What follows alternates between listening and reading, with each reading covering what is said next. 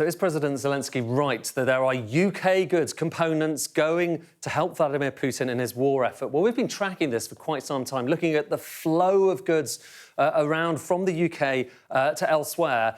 And we did notice a pattern. We've been looking at this for quite some time. It's just showing you the goods that are sanctioned now and how many of them are going into Russia and how many of them are going to Russian neighbours. UK goods, black line Russia. Just look at what happened after the invasion of Ukraine. That line goes down basically to zero. So that, if you just look at that, it looks like sanctions are working. But now look at these same goods, dual-use goods as they're known, stuff that can be used in weaponry, and look at them, the amount of them going to Russian neighbours. So countries neighbouring Russia, Kyrgyzstan, Kazakhstan, other countries like that. And you see they go up.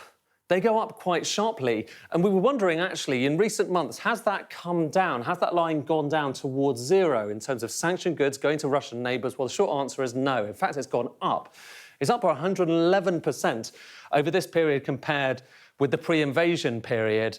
And we kind of know what happens next because we went out to investigate this. So the broad picture is this. So these goods were previously going towards Russia, and now, instead of going to Russia, they're going to other places. They're going to places like Armenia, Kyrgyzstan. They're going to places like Georgia.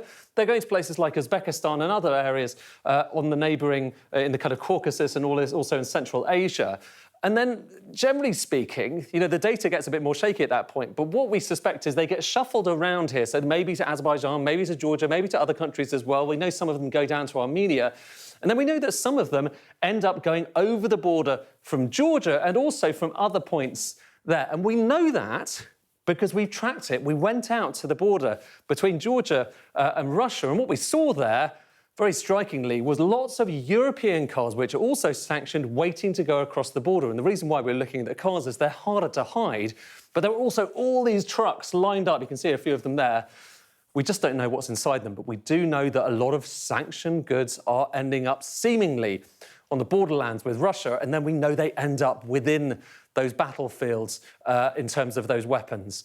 It's worth just saying as well, it's not just the neighbouring countries to Russia. Also, look at the UAE, look at Turkey, and look at the same thing. So sanctioned items going to these countries, that's the Russian invasion of Ukraine. What happens to these lines afterwards? They go up really quite sharply. And what we do know as well is a lot more goods going from these countries towards Russia. And that's what's happening with these sanctions. They are very leaky indeed. And when we're talking about these sanctioned items, what does that mean? Well, let's just break down the biggest proportion of these goods. What are they? It's aircraft parts, it's communications equipment, it's measurement equipment, data processing units, electrical transformers, navigation equipment. It's the kind of stuff that goes into drones, into weaponry, and it's the kind of stuff that we know ends up killing Ukrainian citizens.